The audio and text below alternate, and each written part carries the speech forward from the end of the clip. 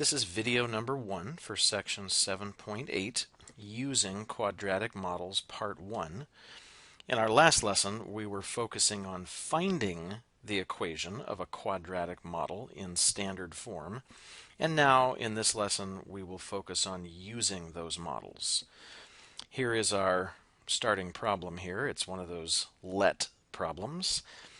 Let P be the percentage of people who own a home that are age t years old. So two variables, t, my independent variable, representing essentially the age group that we're talking about, and then p, the percentage of people who are that age that are homeowners.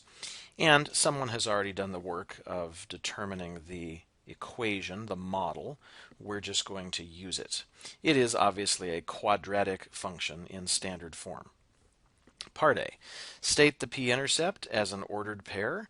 Well, p is our y variable in this problem, so they're essentially asking me for the y-intercept.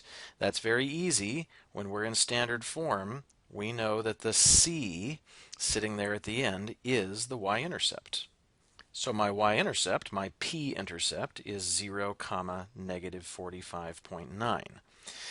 Now part B says let's think about the real-life meaning of that point, and it seems to imply that perhaps there's some model breakdown going on. Well, let's see. The t-value stands for the age group that we're talking about, so we're talking about people that are 0 years old. The p stands for the percentage of those people who own a home.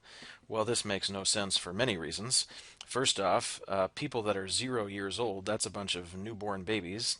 It's doubtful that any of them are homeowners.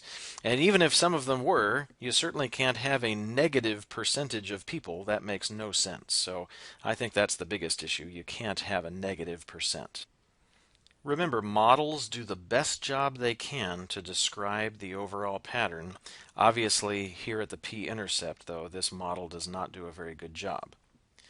Well, letter C says, let's check out the t-intercepts. Let's find those, and then we'll see if those have any sort of meaning in this problem. That's going to be a little bit more work. T is like my x in this problem, so to find the t-intercepts, I would have to set the y to 0, in other words, the p to 0. And as soon as I do that, I realize I have a quadratic equation now to solve. We have 4 methods, but I think there's really only one possible choice here. There's no way I would try to factor this. There's 2 t's showing, so the square root method is out. Completing the square would be horrific, and so that leaves us with the good old quadratic formula. Let's jot down our a, b, and c.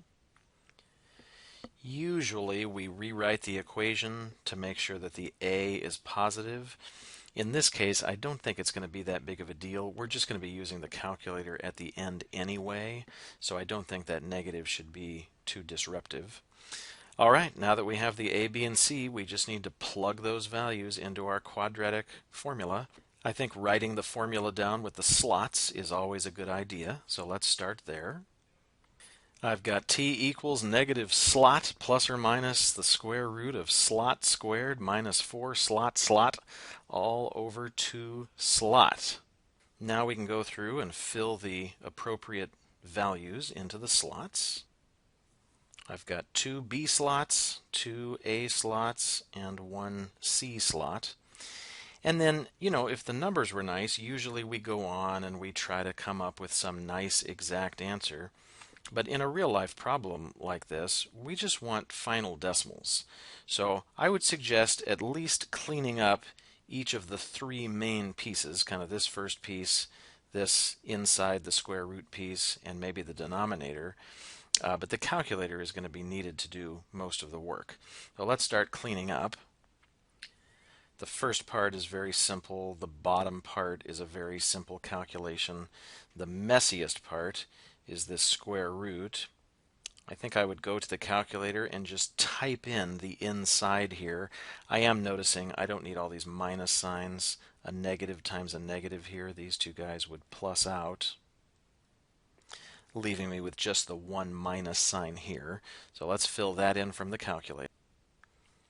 I've done no rounding in this problem. Every single decimal that I've written down has been exact.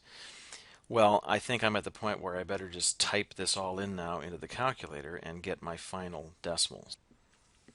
Remember, we're going to get two answers here, one when using the plus and another when using the minus. I would just type it all in one step. You are going to need a parentheses around the entire numerator when you type that into the calculator so that it understands that all of that stuff should be divided by negative 0.056. So first we'll type it in with the plus. I got t is about 13.6. And then the other one with the minus, remember you can use that entry feature on the calculator where you pull up that same expression you typed and just change from a plus to a minus. Let's go ahead and do that.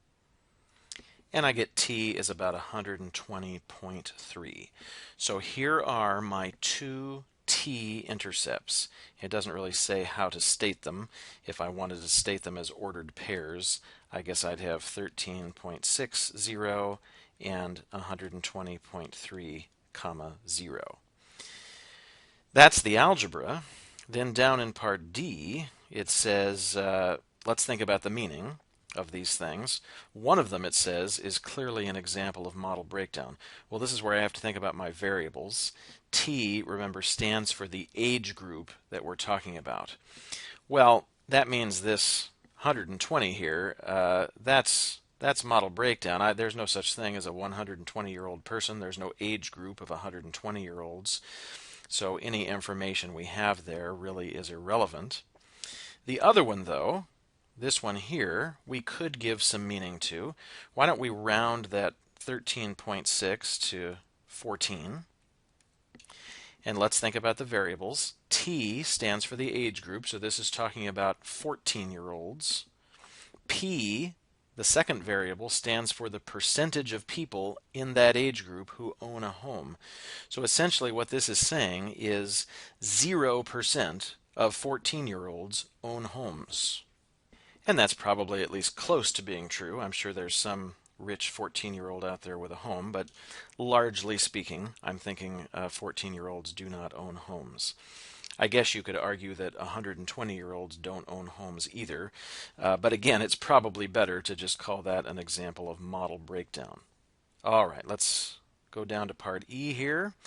Part E says, continuing with this same model, what percent of people your age own a home? Well, this is one that would be different for each person who's watching this. You would have to take your age and you would have to go back to the original equation. Remember, T is the age group we're talking about, so however old you are, you would plug that into this thing for T. So I've copied down the original function. Again, this is going to be different for each person. You might want to try your age group. I will just pick a random age. How about people who are 46 years old? And to figure out the percentage, I just need to plug that number in for T. And this, thankfully, is an easy thing to do. I just need to grab my calculator now, type it in, and I'll have my answer. I got 67.35 off the calculator, so that would mean that 67.35% of 46-year-olds are homeowners. We'll continue working on this problem in the next video.